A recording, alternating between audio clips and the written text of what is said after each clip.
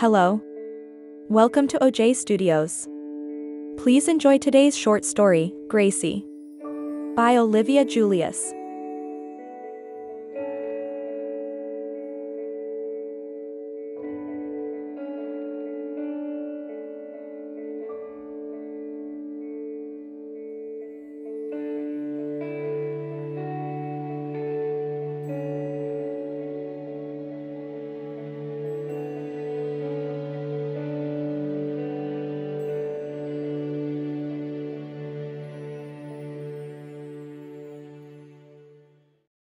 Tuesday. I stood in front of my mirror and looked at myself. My new school uniforms arrived on Friday and today is the first day that I will be wearing them to school. I let out a small yawn. I wasn't used to being up this early, but Dad woke me up early so we could get to the school to meet with Mr. Trenton, Nicole, and a very girly Adam. Over the weekend Nicole has been sending my parents pictures of Adam as Amanda. The first day he wore one of my favorite black dresses. I have no idea how they got the tights on him, but the after photo of him all dressed up in girls' clothes was amazing to see. But of the weekend there was something else that happened. Slowly Adam went from a boy in a dress, to almost looking and acting exactly like a girl. He even won a contest while wearing a very girly pink dress. He even had a friend with him. Both Adam and her seemed to act like two normal girls. I wonder if the other girl knew that Amanda was really Adam. The transformation of Adam into Amanda over the weekend was nothing short of astonishing. With each passing day, he seemed to embrace his new persona more and more, immersing himself fully in the experience of being a girl. From the way he walked and talked to the way he styled his hair, Adam became indistinguishable from any other girl his age. As I stood in front of the mirror, dressed in my own school uniform, I couldn't help but wonder how Adam would look in his. Mr. Trenton came over to the trailer last night and told me about what all had happened over the weekend, that on the second day Adam seemed more in tone with being a girl, that for a moment they forgot they had a son, but instead a daughter. He also told me that in the morning they gave him the option to wear a dress or a pair of his jeans and t-shirt and he picked the dress all on his own. Now I was conflicted. Should I just tell my Mr. Trenton that I want Adam to stay as Amanda for the rest of the school year? Yes, Amanda might get picked on for that, but all of it seemed fair to me. After all, I am probably going to be known as the girl that got her hair cut in the middle of class. Shouldn't Adam be known as the boy who is forced to wear a dress? I mean, after all of what I heard, Adam would look and act like a girl, after a while. But I also did promise Mr. Trenton and Nicole that I would be fair, and I even devised a way to see if he truly has changed for the better or not. With the sense of anticipation coursing through me, I made my way downstairs to join my parents for breakfast. They were already seated at the table, sipping on their morning coffee as they chatted quietly. "Good morning, Gracie," Dad said with a smile as I entered the room. "Are you ready for your first day in your new uniform?" I nodded, though my thoughts were already racing ahead to the meeting with Mr. Trenton and Adam. I couldn't wait to see the look on Adam's face when he realized just how serious we were about his punishment. After breakfast, we piled into the SUV and made our way to the school. The ride was filled with a tense silence, each of us lost in our own thoughts as we contemplated the events that were about to unfold. We pulled into the school first. There were no other cars in the parents section of the parking lot. I looked around for any sign of activity around, but there was nothing. "We're a bit early, sweet bug," Dad said, noticing my impatience. "Don't worry, they're coming." Just as he said that, we could see headlights come into the parking lot. The car drove around the parking lot before stopping in front of a sign that says "Reserved for elementary principal only." "That's him," Dad said before getting out of the car. We all got out of the SUV, and I waited by the door. I waited for a moment, hoping the lights on the parking lot would show Adam. According to Dad, Adam will be wearing the same uniform I am. He will still be dressed as Amanda, and I can't wait to see him. Finally, the passenger side front door opened, and my eyes widened in surprise as Adam stepped out, dressed in the same school uniform as me. He had on white knee socks, black Mary Jane dress shoes, the red polo he was wearing was more girly than my own, the sleeves seemed to puff up more. He looked different.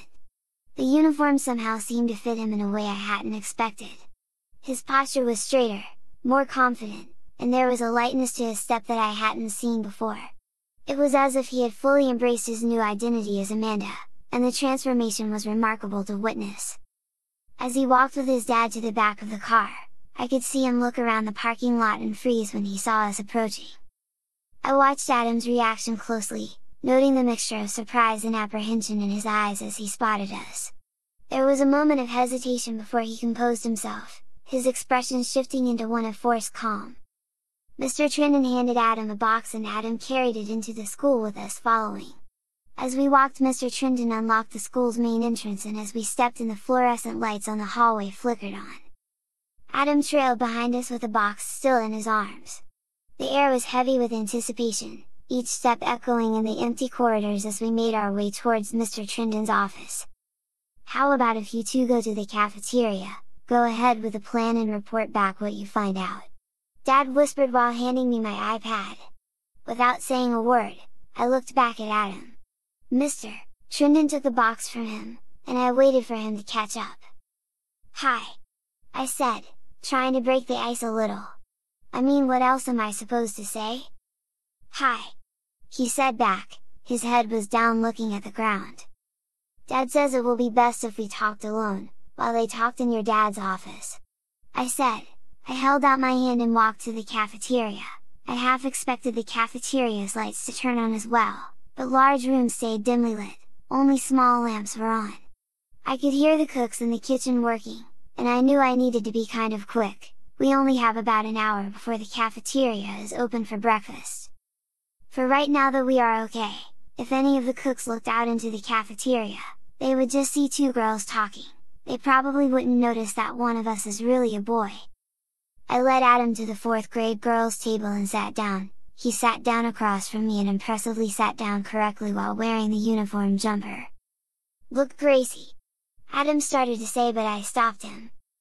"Don't think saying sorry will make this all better," I said, crossing my arms.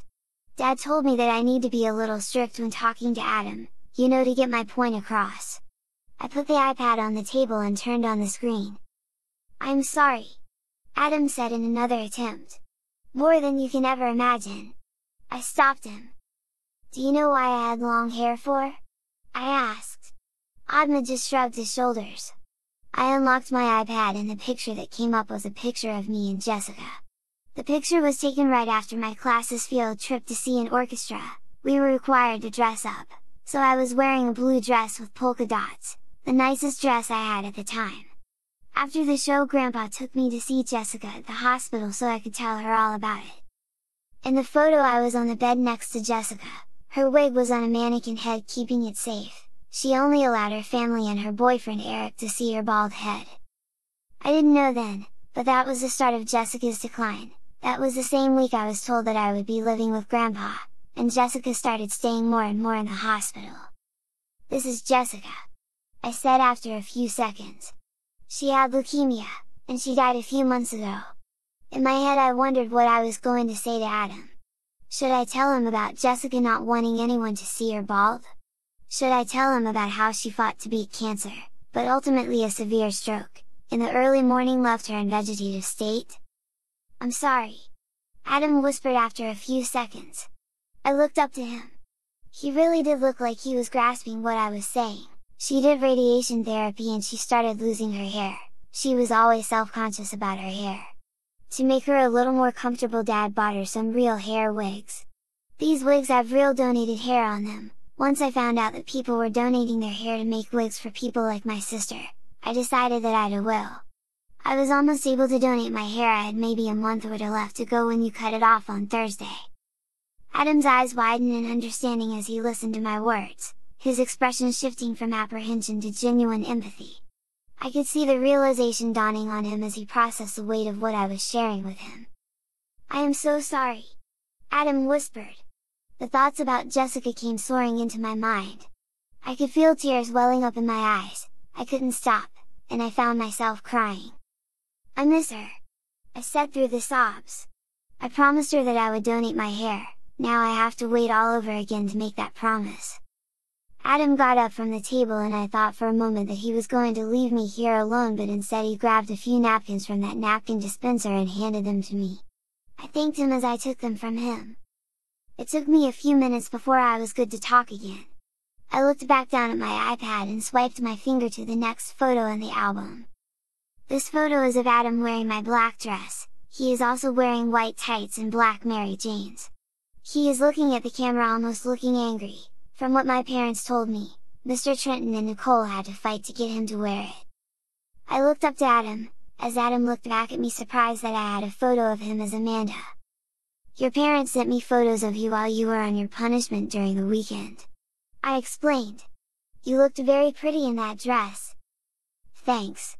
Adam said with a little bit of uncertainty. I swiped again and the next picture was of him the next day wearing a skirt, walking out to the car. His back was to the camera.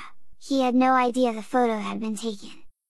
I swiped again and Adam was wearing my blue one-piece swimsuit. He was in the pool playing with another girl that I didn't know.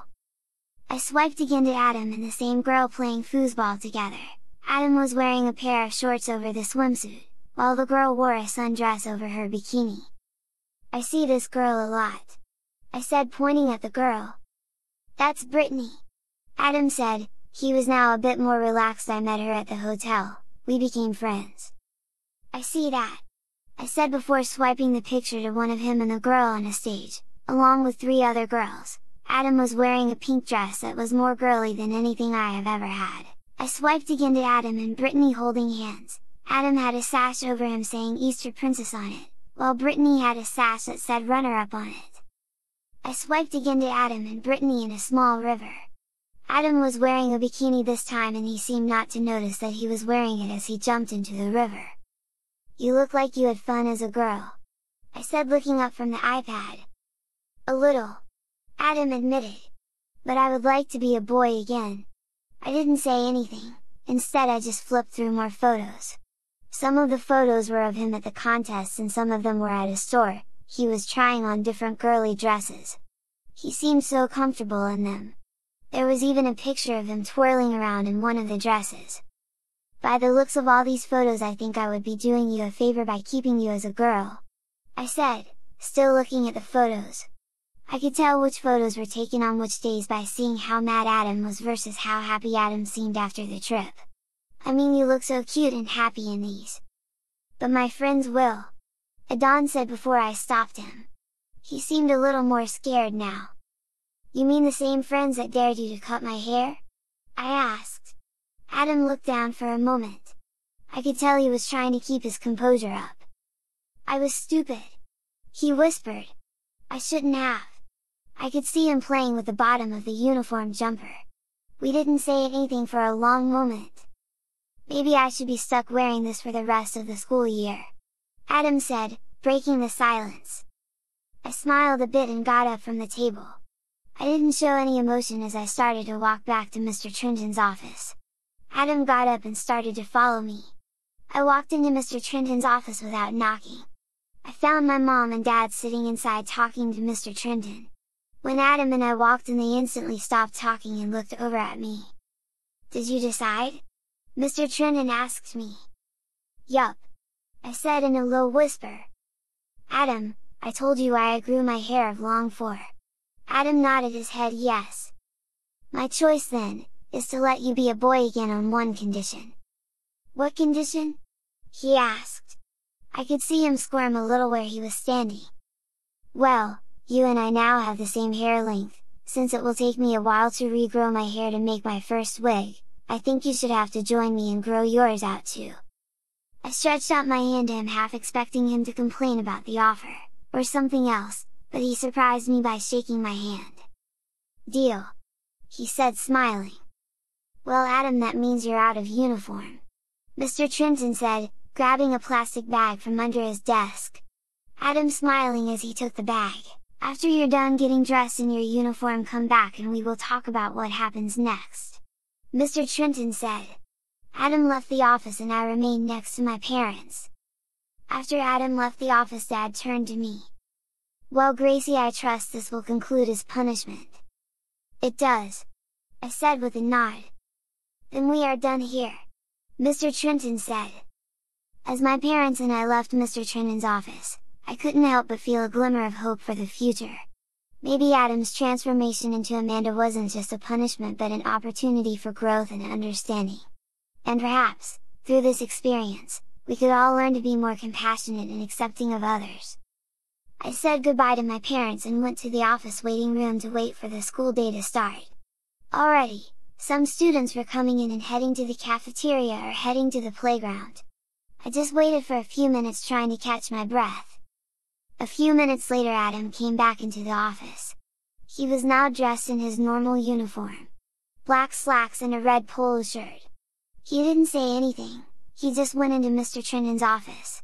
He stayed in there for a few more minutes and then left. I got up to walk with him. We were no longer two girls walking through the hallways, instead we were a boy and a girl. I caught Adam looking at me and I wondered if he was jealous that I could wear this uniform. I wondered how much he enjoyed being Amanda. "So, my mom is sending you mom information on donating hair," I said to break the ice. "Thanks for agreeing." "You're welcome," Adam said. We got close to Mrs. Yokman's room and Adam stopped me before we got in. "Listen, about my punishment, can you please not say anything about it please?" "Don't worry, I won't tell anyone about Amanda, I promise," I replied. "Thank you," he said before getting into the classroom. Mrs. Yokman stood there waiting for us when we got in. We were the only students in here. She greeted both of us and directed Adam to a deck over by her desk. I guess this was further punishment for cutting my hair. Adam sat down obediently, and for a moment, I could see a faint hint of a pink lace waistband of girls' underwear. I smiled knowing that Adam was at least wearing one thing girly.